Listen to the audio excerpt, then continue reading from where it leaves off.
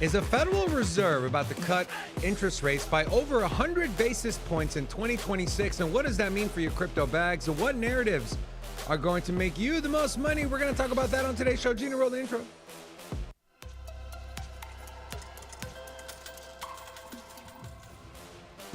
Hola! It's your boy Big Rob back in the house. Welcome to Sin City Crypto, home of we're going to help you make money. Help me make money. I got you, bro. What do you need? Thanks, bro. You're welcome. You know what? I've been trading the crap out of Fartcoin.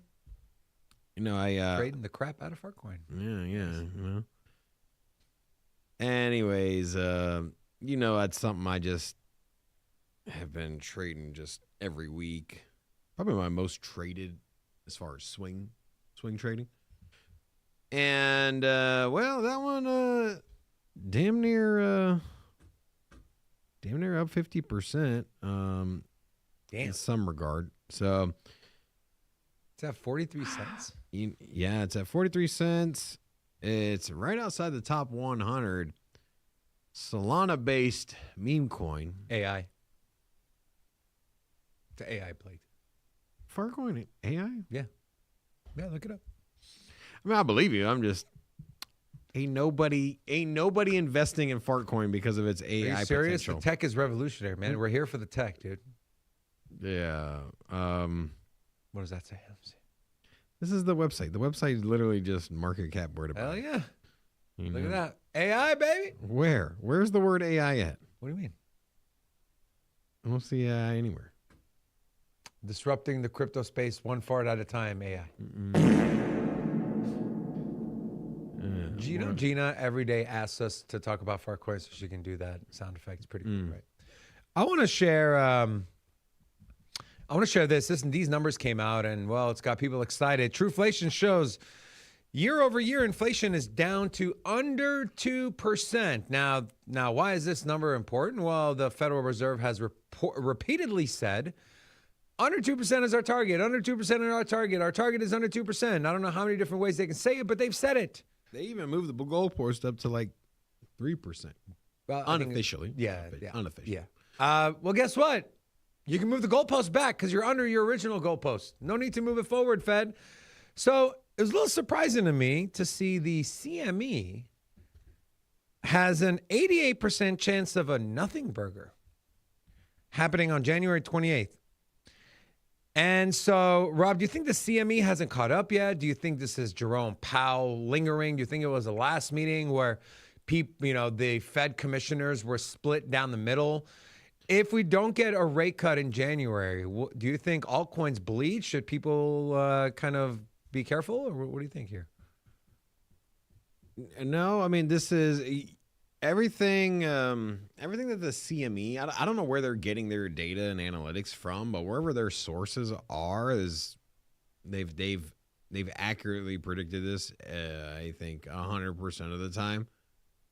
I mean, have they been wrong yet? Not that I remember. No, yeah, not in recent memory. Now, we've seen changes in the numbers, so you could be potentially 3 weeks out like we are now, or, 2 weeks out like we are now, and see it change because of some kind of, some data point, whatever, some messaging.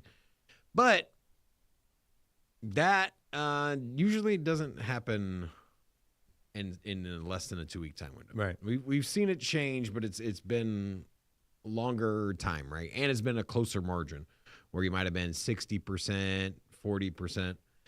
So to answer your question, the CME, wherever they're getting their data at or wherever their analytics are coming from, they're going to some source that knows what the Fed is going to do. And when the Fed pivots, I think the CME knows it due to those sources.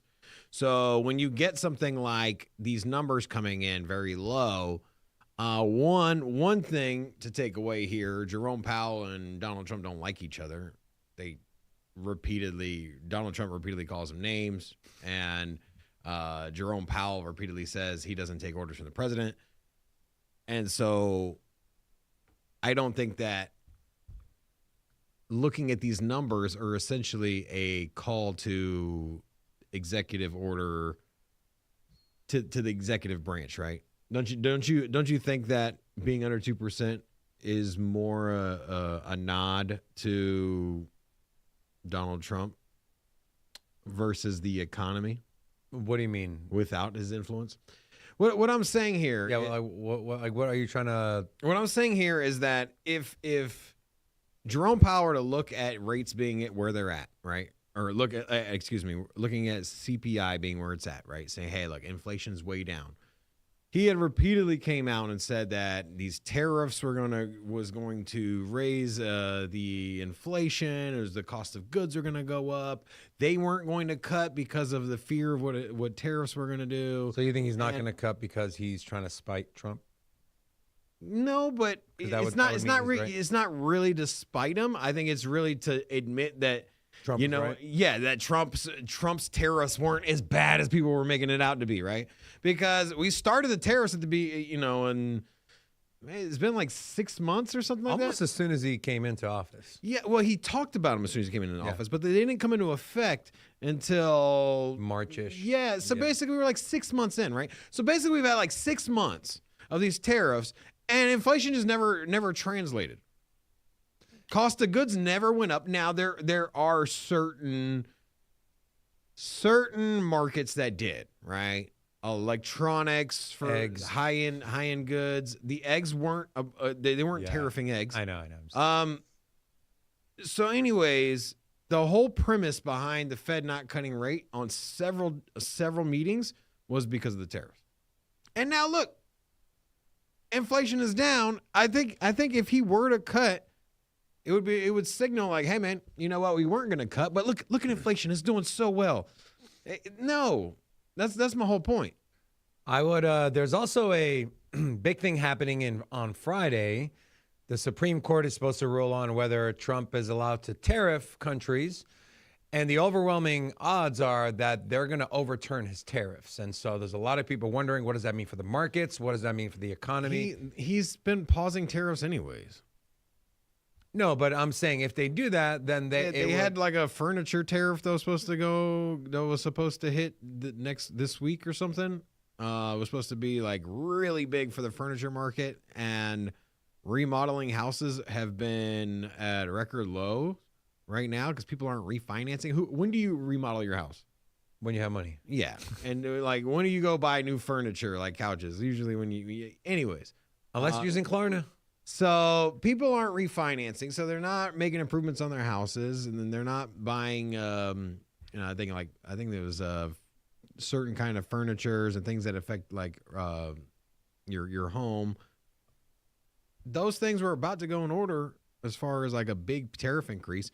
Most of it's built in China. All of this like cabinetry, like those little entertainment center stuff. Yeah, all that stuff's built in China.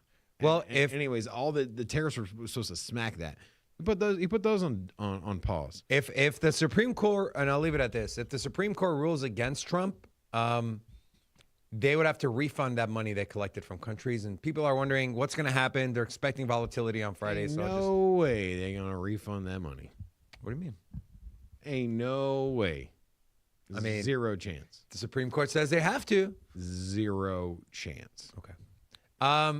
Rob, let's get into the markets here. And also the tariffs aren't paid by the exporting country; they're paid by the importing company. Yeah. So, let's take a look at the markets. I was trading last night. I nailed a couple of shorts on Monad. Oh. One of them, I was so mad. I've done this twice now. I got out too early. It hit my TP. In my original TP, but I took in profits too early, and with the volatility, I lost some on slippage. So still made money, but didn't maximize my potential profits. And so it looks like to me, and Rob, I'll send it over to you to take a look at price action, but looks like to me that maybe the trend is shifting a little more bearish, under 92.5 again. I talked about this on yesterday's stream. What are you seeing on price action, and what are your thoughts on where Bitcoin's? You know, I'm not concerned about it. If you would have told me, hey, we're going to cross 90,000, go up to 94 and come back and test 90,000 again, I'd be like, okay. So is you know, more or less what you thought was going to happen. Now, I did think that we were going to get more of a euphoric run, bigger candle, you know, closer test to 100K because it was the beginning of the year. There's a lot of, you know, pent up buy pressure that was waiting for the new calendar year, whether it was an institution that wanted to get exposure to crypto but didn't want to put it on the books for last calendar year. So I thought we were going to see a bigger push up closer to 100K, but hey, you know what? We got to 94. We pulled back. We're at 91. I think this is perfectly fine. I wouldn't be surprised to see this down to 90,200, 90,300. At this point, it will probably come down and test 90K a few times. All right. Your line in the sand you draw? A number? I mean, 90K realistically. I mean, I'm not trying to be funny, but like 90K. Yeah, I wouldn't panic sell if it goes down to 89.1 and then, you know, bounces back. I think you could be down there for a few hours. Look at just look here at the prior time when this happened, right? You know, you can look here. You're at 89.5, 89.8, you know, then we lost it there. But if you go to TradingView and you take a look, what time frame, what candles am I on? Yeah, you go down to the 24-hour daily candles. You can see that we went down. Oh, I'm on Bitcoin. What am I doing? What are you trying to get on? Sorry. Yeah, no, yeah. Okay, sorry. Here we go. So on the 1 hour candles, you can see that we were here testing 90K multiple times. And so initially we came down 88, 88, 89, 89, 89, but it held up for really good support. And this was from December 5th until December 15th, and then ultimately we lost it. But we were also in a downward trend as well. So I think we'll come down and test 90K. I wouldn't freak out about it. I think that this is where we're going to hang out.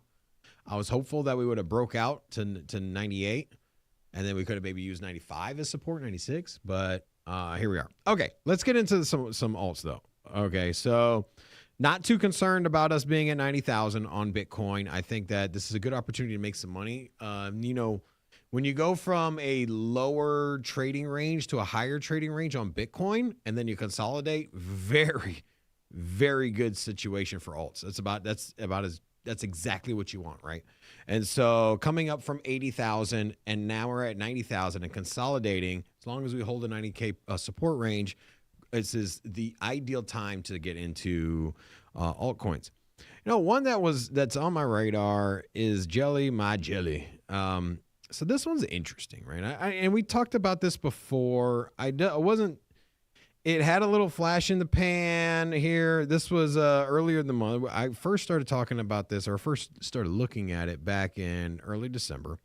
December 18th, it came up to 13 cents, currently at 6 cents, right? So you can see here on the 1 week, it has a little 10% rally. So it's got a little bit of interest. It hasn't like fully broken out yet. And so or maybe it does, maybe it doesn't. But you know, I started thinking, I'm like, okay, what's this about? Because one, it had a big run up and then a pullback, and now it's running again. And you know, it's small enough at 365 on the market cap list, $60 million market cap.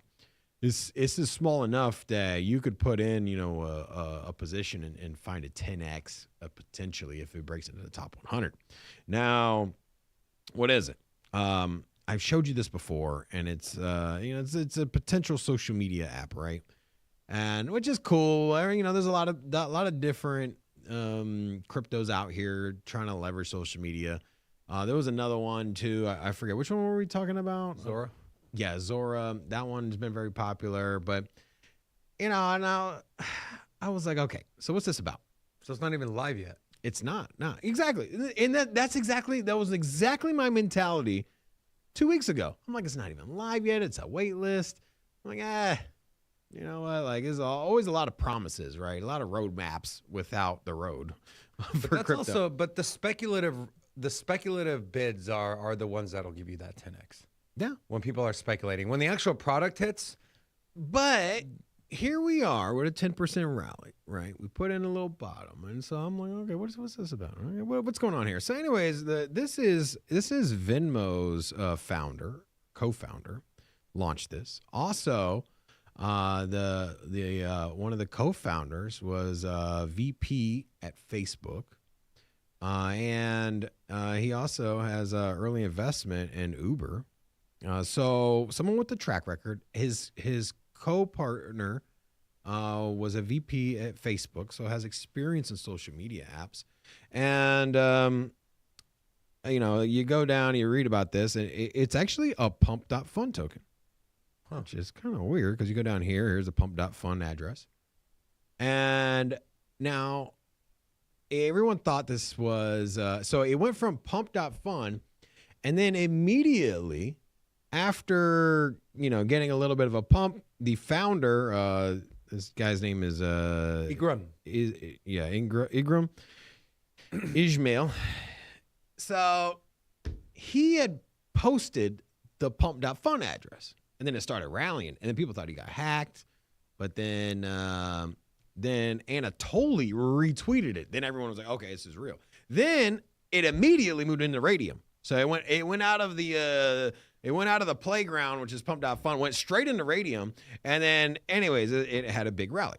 So if we go back to the chart here, you look here on the all-time chart. This is it had this big rally here. It got to a penny after launch, which at the time was a giant move for it. Okay, so I decided, I'm like, okay, what's the app about, right? What's going on here with the app? Now, I started doing research about the app, and it's actually a pretty cool idea. Check this out.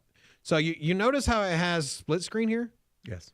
So what it's doing is it takes front camera, back camera simultaneously and records. Oh, shit. Which is interesting. And then their whole premise is that they want to do podcasting or vlogs. So the idea is that you hit go live, and instead of having a camera that you're rotating and you're interviewing somebody, you just hold the camera in between you. And so if it's like me and you, like Gene, if you zoom out to us, if it's just me and you just put your phone up, and then that's our podcast, and you see both our faces, and we talk both into the microphone. They've got a pimple on. Yeah. So quite interesting. Like, it's actually a decent idea. I can see. We're obviously in the podcast realm, so My question is, what does the token do? What's the use of the token? I didn't get that far. It's supposed to be like way faster to upload than other platforms. So you're just like, here on their website it says faster than anyone else, no edits, monetize your jellies with crypto. I don't know. Tap to share to TikTok and Instagram. So it's also integrated into other platforms, right? So TikTok and Instagram. This is interesting. I'm intrigued. Yeah, I am very intrigued. It's like you flash in the pan, you pop on the radar. Cool. Like I'll take a glance. At first, join wait list. Pump.fund, join wait list. I don't know about this. Then you come back. And I'm like, okay, why are you coming back? And it hasn't even launched yet. So potentially, it could be one of those things where the actual launch comes in. When I made the statement, it's not live yet, I didn't mean it in a negative sense. I do. And then my initial thought was, that is how you get the 10Xs, the speculative runs, right? It's much easier to get people to get FOMO when a product is all hope and we're going to do this and this is going to be our product market fit. This is the capabilities. Everyone gets excited versus it's live and you use it and you're like, this is okay. and then no one's going to get excited and dump all their money in. So if you are targeting a 10x, I think it not being live now is actually a benefit to the project than if it were live. But also there's the point of it, maybe it's live, it's a badass project, it's a, you know, it's a badass platform, and then more people get even more FOMO. Yeah, that would be and it was, you know, even at its kind of height here was 12 cents. So it's 50% off from there. And so I don't think it's really seen its full breakout potential, right? You know, it did drop down to 3 cents, rallied up to 12. On that initial kind of like launch kind of window I was telling you about, where it went to radium, got up to 30 cents, which is a 5x from where it's at now. So yeah, I don't know. I think I might get in on this. I think this might be one of my plays. I like it. Go ahead, bro. What else you got? Bitcoin's dumping. Brennan, are you targeting any trades here? Bitcoin's pretty volatile. I'm seeing it jump up to 860, down back to 800, 90,800. That is. What are you seeing? Are there any trade setups you got going on that are about to get tapped in here? Yeah. So I'm right now. I'm just watching this Bitcoin stuff right here, and I'm actually looking to reverse this and go long off of it. This area of resistance right here, or this area of support, I mean, right here is has been tapped into multiple times. This is a 30-minute resistance level, and so what I'm waiting for now that it broke through my midpoint level, which is what I was waiting for, I'm just waiting to have it come back up through my midpoint level. And once I get it back up through my midpoint level, I'm gonna put a limit order at the top of this support zone right here at 91,119.8, and then hopefully ride it up to 92,250. Okay. That's what I want to do right now, because every time we've tapped this level, even when we've wicked down below it, we've pushed right back out of it. And then if we go down to the 5-minute, which is what I would probably get my entry on, every time we've tapped this level, we had something similar to what's happening right now happen right over here, and then we pushed right back out and made a big move. This is a 2% move, so that's a big move. Yeah. Okay, so your bias is you're waiting for a long. Yeah. Interesting. I am my short-term trading bias is actually bearish. You can see here, this is just a 30-minute chart on Bitunix, just putting in lower lows and lower highs. Outside of this low here, but definitely lower highs, right, from this kind of pocket here, lower lows. What's your target for a low if your potential is to short? Are you under 90K? I want to like I'm in a wait and see what happens at 90K. We might very well just get a wick. I'm in kind of your camp. I think 90K is my line in the sand, but doesn't mean I know what it's going to do at 90, right? It's if we lose 90 and we get into the low 89s and we see like a 4-hour candle close there, and the next candle immediately is not a work our way back up to over 90K, then I'd be targeting probably 87.5. But that could all change. I talked about this on stream yesterday. We lost, let me go to the 1 hour. Yesterday here on stream, we lost 92.5, and I was on stream saying, hey guys, you know, we lost it, but we could very well reclaim it, and we did. But we didn't put in a higher high, and that was my first initial kind of red flag for a continuation to the upside. You can see here we dropped back below 92.5 again, shot back up, engulfed that candle, came back, retested positive, and then one big red candle on increased volume. On the way back up, didn't quite get there on the retest, and now a spill off. These are the 1 hour candles for BTC, and you can see how volume is increasing on the move down. I think we're gonna claim a bounce right here, dude. I think it's definitely likely. I think that this is right at bounce. I think this is right at a local bottom kind of range. I think we're a clean reversal spot. And if we do get a reversal here, you have bullish divergence, right? You have your low. You let's say this is the bottom, right? your lower low, if you go to the RSI, you have a low and then you have a higher low. If it sustains, if that does, that is bullish divergence on the 1 hour. You should see bids to the upside.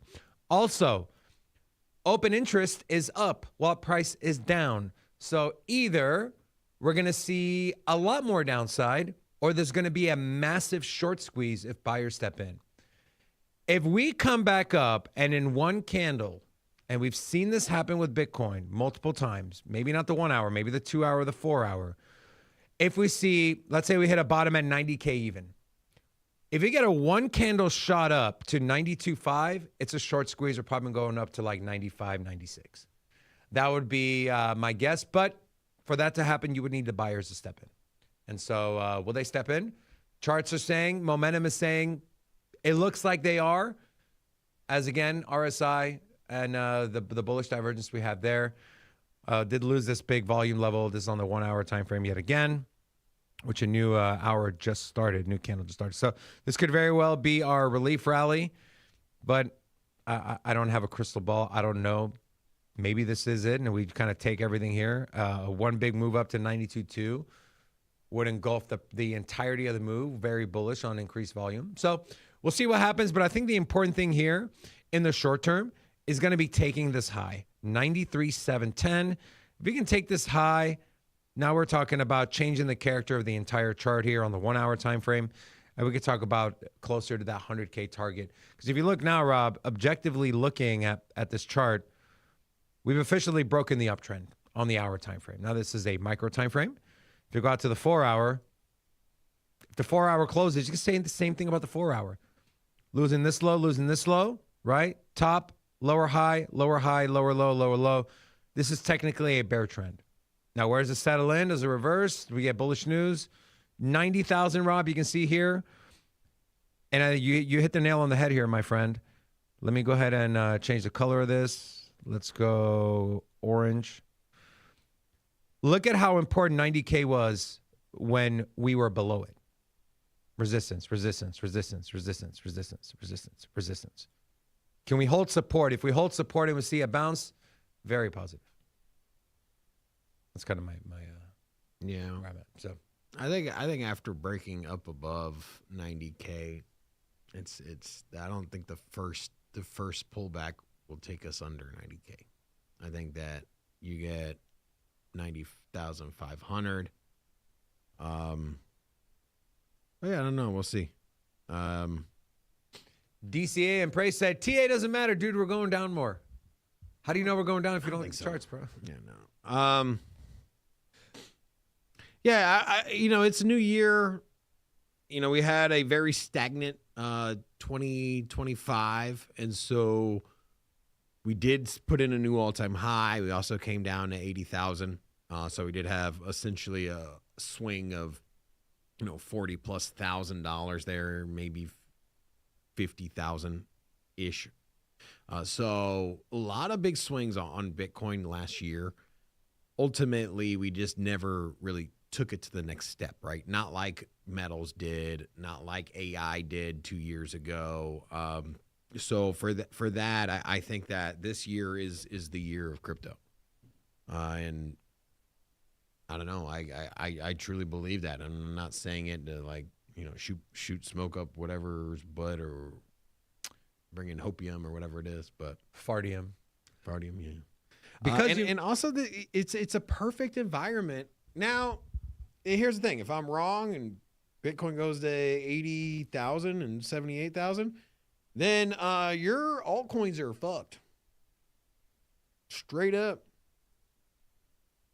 Now that ain't gonna happen in my opinion. And so then if that doesn't happen, then at that point, this is the best case scenario for your crypto, right? A consolidation for an entire year, a disappointing altcoin season last year, and then you have Bitcoin making new all-time highs and consolidating on the way up after you've washed out the paper hands before. You know what? There's no more meme coins are being launched by the president, or at least it seems like there isn't. And so, I think the environment is ideal, barring that Bitcoin keeps getting closer to 100K and crosses over it. it's an ideal situation for you to make money in altcoins. Now, with that said, doesn't mean that every altcoin is going to rally. You know, I was looking at Avalanche outside the top 20 now. It was at $12 yesterday. Now it's at 14. Nice little rally today, 10%. But yeah, AVAX is a confusing one to me. Everything lined up, but price action didn't. sometimes that's it, man. Sometimes, you know, you have a really nice product, a Sega Dreamcast, and you're like, wow, this is great. Everything in there is amazing, right? The tech's Sega was good, great. you know? The Sega was Yeah, but then just nobody buys it. Nobody buys it. I don't know why. Like, why did nobody buy it? Why? You mentioned 2026 is a year of crypto. I shared on yesterday's show, Morgan Stanley. They've ever only done two ETFs that bear the Morgan Stanley name. They've added 3 more now, and those 3 are all in crypto. Yesterday, they added Bitcoin and Solana. Today, they announced Ethereum. Here is a short video clip. Let's take a listen. Solana, Ethereum. Is that, you expect that to come this year? I think that Morgan Stanley, being the first big U.S. bank to take this step to file to launch its own ETFs, is a huge endorsement. So we've started to see this comeback of institutional cash just in the first few trading days of the year. Finally, the surge in spot Bitcoin ETFs, which were net outflows for the last few months of 2025. And what this really signals is that Morgan Stanley, for one, has been the most progressive. They put out their 15,000 FAs pitching spot Bitcoin ETFs back in August 2024 when it was a much less popular trade. And now you're seeing BlackRock's IBIT accounting for the vast majority of the cash that's parked in those spot Bitcoin ETFs. And if I'm Morgan Stanley, I'm thinking, why not offer it myself? And they're also, through their brokerage, E-Trade, going to let customers directly trade and hold the assets themselves as well. Now, there's a little bit of a conspiracy, and I'll just share it real quick. This is posted by Bull Theory. Did Morgan Stanley pull off the biggest crypto manipulation? So it ties it into October 10th. So October 10th was the largest liquidation event in crypto's history. Now, another thing happened on October 10th. If you guys remember, the MSCI, Rob, remember they announced their proposal to remove digital asset treasury companies from their global indexes? And MicroStrategy was at front and center of that news. Well, guess what? They were originally MSCI, a Morgan Stanley division of Morgan Stanley, the company. That included firms like MicroStrategy and Metaplanet, whose balance sheets hold billions of Bitcoin. If those firms were removed, pension funds and ETFs would be forced to sell. Institutional exposure to Bitcoin would shrink. Liquidity would tighten sharply. Minutes after the announcement, Bitcoin dropped 18K. Then the 3-month pressure window. The consultation stayed open until December 31st, meaning 3 full months of uncertainty. That overhang froze demand. Passive investors avoided exposure. Index-linked fund risk for selling, yada, yada. During this period, Bitcoin dropped about 31%. January 1st, sudden pump starts. From January 1st, Bitcoin starts pumping without any bullish news. Obviously, beginning of the year, you can say, hey, that's not a coincidence. And in the first 5 days of 2026, Bitcoin jumped 8%. No one knew why, right? These are probably insiders who knew. And then January 5th through 6th, everything flipped. Morgan Stanley filed for its own spot Bitcoin, ETH, and Solana ETFs. Then in a few hours, MSCI announced that it would not remove crypto-heavy companies after all. The exact rule that caused 3 months of selling pressure was suddenly withdrawn the same day Morgan Stanley launched a product that benefits from a recovering company. Interesting. I entertain conspiracy theories, but it doesn't mean I subscribe to them. This one is, I don't know. What do you have any thoughts on this? The last part is just expected. If Morgan Stanley is going to offer an ETF, then MSCI removing that part of crypto, the crypto part, then makes it like it makes sense for MSCI to be like, you know what, we don't want nothing to do with MicroStrategy. We don't want nothing to do with some of these other, these other projects that, or these other companies that are just acquiring Bitcoin just to simply say they acquired Bitcoin and that's it. So Morgan Stanley's a different player though. If you say, hey man, we're not fucking with Morgan Stanley, they're on the way out, they ain't part of the club, that ain't a good look. Right? Yeah. In the same way that like when the US started backing Bitcoin, What did do you hear much negative from other countries? Are other countries going out here and screaming that it's fake and that it's a Ponzi scheme? No, it's been kind of validated by the president, right? It's been validated by the U.S. government. And in the same way that MSCI might have brushed off MicroStrategy as a company, it can't brush off Morgan Stanley. And so for that, I'm not at all surprised to see a reverse on direction on the back end. Now, the timing on the last year, okay, you know what, that's interesting. Yeah. But then again, like if the timing on January 1st, I think it's just buyers, man. I think it's exactly what we thought it was going to be. I agree. It was the beginning of the year. Yeah. I think it was just exactly what we thought it was going to be. And here, let me ask you something. If Morgan Stanley said, hey, we want to take a position on crypto. We want to launch ETFs. We want to buy Bitcoin to seed these ETFs. You know, we want to do, you know, all these services.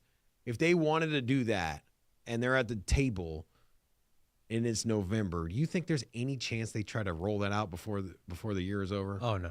Exactly. And so it's these things happen for a reason. And obviously you can look in hindsight and be like, well, the timing here, but yeah, I don't know. Yeah. All right. I want to talk to you about AI. You guys know I've been killing it in the AI space with crypto. Made some good money. I believe there's still money to be made. So I just want to show you guys just a quick peek at your top AI projects, right? You have Bittensor, Near, ICP, Virtuals. There's a bunch of like smaller ones. Basic Attention Token was interesting, up 32%. Render has been running it, bro. They've been rendering, yeah. I mean, running. Running. Then you have, you know, some lower cap ones and some meme coins. I want to show you guys this. This is from DeFi Llama, revenue by protocols in AI with AI agents, okay? Look at the disparity. 7-day revenue, Virtuals Protocol, 265,000. The next one is Morpheus AI at 13,000. 30-day revenue, almost $1 million for Virtuals. The next highest one, 56,000. Go where the money is going. Where's the money going? It's going to Virtuals. And we look at this one, top AI, Virtuals is number 6, okay? And they lead in revenue when it comes to AI agents. So what are some Virtuals plays? I shared this one yesterday on the stream. I'll share it again. Axelrod, it's the central hub infrastructure play for Virtuals and their AI agent-to-agent commerce, right? ACP, the Agent Commerce Protocol. If you like infrastructure, you believe in infrastructure, Axelrod's a great one. This one came out blazing. It was the hottest Genesis launch. And our Patreon members and us got in. We made some money. Hopefully, took some profit. I know I took profit. We have 30 million market cap, currently sitting at 2 million. And if you just go to virtuals.io and you click on agent to agent, it shows you a little bubble map. And in the center of that bubble map, there's one coin. And it's this one. It's Axelrod. So if you believe in the Virtuals ecosystem, you believe numbers like revenue matter, fees matter, teams matter, PMF matters, adoption matters, I think Axelrod's a great play. Another infrastructure play is GAME, G-A-M-E. Now, you guys know the Virtuals Butler agent. It creeps into your DMs. It says, what can I do for you, Ms. Client? So this one, it gives you airdrops if you use Butler. And all the usage you get on Butler directly impacts and benefits the GAME token, G-A-M-E. This has been around for a while. It was tied to, I would say this is, outside of the Virtuals native token, if you're like, what is a Virtuals-backed agent in the ecosystem? There's two. There's Luna, and then there's this one, GAME. And so this one got to a market cap high. Let's pull this down here. This 309, we'll call it $400 million, currently sitting at 18. Extremely undervalued. I'm not saying it's going back to 400 million, but just like we saw with Facey, just like we saw with a bunch of the other ones I shared with you guys last week, we've broken out. We're seeing a little bit of a pullback, a little mini shifted W pattern here coming into a bull flag. GAME is one I would have on your radar, and then you just got to go on CoinMarketCap if you want to dive into the rabbit hole deeper. Click search Virtuals and click on categories. You'll see all the Virtuals plays. And guess what? The one I've been shilling, well, not the most, but fairly a lot, is Ribita by Virtuals, Tibber. That is the #1 agent in the Virtuals ecosystem. Followed by, Vader's up there. You guys know I'm bullish on Vader. To me, this is a robotics play up 57% on the 7-day. We're talking about this in our Patreon and Discord. Game is ranked down here. I think it's like number 8 or 10. So there's a lot of great plays, guys. And so I would just say do not sleep on AI, especially Virtuals Protocol. Look where the money's going, and the money is going into Virtuals. Any thoughts on that before we end the show?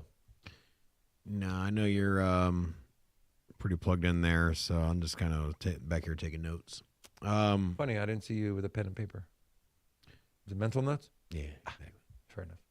I was you're talking about agents, and I was just the only agent I've been kind of keeping my eye on, and I don't know much about it, was the Siren one. It was Binance Smart Chain. I was trying to find out like what it's about, or how to get exposure to it. I was just kind of like doing some on the fly research here as you were kind of going through yours. But BNB, BNB's been very interesting as far as its ecosystem. Have you heard of any AI plays coming out of BNB?